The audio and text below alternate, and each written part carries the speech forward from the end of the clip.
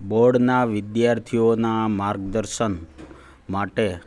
ભાગ 2 માં આપનું સ્વાગત છે। હું ભેસાણિયા રસિક ધોરણ 10 અને 12 ની વિદ્યાર્થીઓની બોર્ડની એક્ઝામ શરૂ થઈ રહી છે। સાથે આપણે પરીક્ષા દેવા જઈએ છીએ કે ભાઈ પરીક્ષા દેવા જઈએ છીએ તો પેન પેન્સિલ ચેક રબર કંપાસના પછી વિજ્ઞાન કે ગણિત હોય એને લગતા સાધનો છે એ બધા આપણે ચેક કરી તપાસ કરી લેવાના। અને સાથે સાથે આપણે પરીક્ષા છે એ આપણું 3 કલાકનું પેપર છે તો આપણી પાસે સાદી ઘડિયાળ રાખવાની છે, કારણ કે ડિજિટલ ઘડિયાળ પણ અત્યારે બજારમાં અને ઘણા બધા પહેરે છે, પણ ડિજિટલ ઘડિયાળ છે એ અમાન્ય છે, એટલે આપણી સાદી જે આપણે કાંટાવાળી સાદી ભાષામાં કહીએ કાંટાવાળી ઘડિયાળ આપણે રાખવી જોઈએ। અને એનો સેલ કે ભાઈ 7-8 દિવસ આપણી પરીક્ષા ચાલુ રહેશે ત્યાં સુધી એ ઘડિયાળ સારી રીતે ચાલવી જોઈએ, આગળ પાછળ ન રહી જાય, સેલ પૂરો થઈ ગયો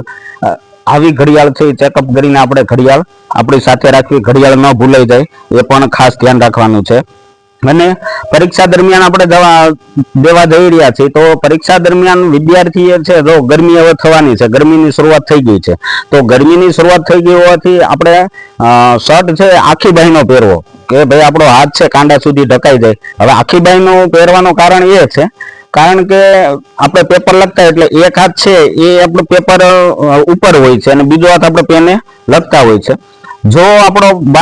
કોણી સુધીનો હાથ ખુલ્લો હોય તો એમાં પરસેવો વળે અને એ પરસેવો છે એ કાગળ ઉપર પડે અને એના કારણે છે ક્યારેક આગળ લખેલા પાછળના પેજે લખેલા અક્ષરો છે એ ઉપસી આવે છે અથવા તો પરસેવાના કારણે રેલાઈ જાય, આપણો જવાબ છે એળે ન જાય એના માટે આ પ્રયત્ન કરવો જોઈએ। અને બીજું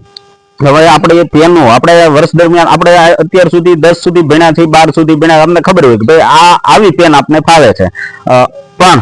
ધ્યાન એ રાખવાનું છે કે અતિ ઘાટી પેન ચાલતી હોય એવી પેન વાપરવાની નથી, કારણ કે અતિ ઘાટી પેન ચાલતી હોય અને અતિ વજનદાર આપણે લખતા હોય તો આપણે જોતા હોય છે કે આગળનું પેજ તો સારું લાગે પણ પાછળ છે શાહીના ધાબા પડી જાય એટલે પાછળના અક્ષરો છે એ ક્યારેક દેખાતા નથી, એટલે જોતી વખતે કે અક્ષરો આપણા ખરાબ ન થાય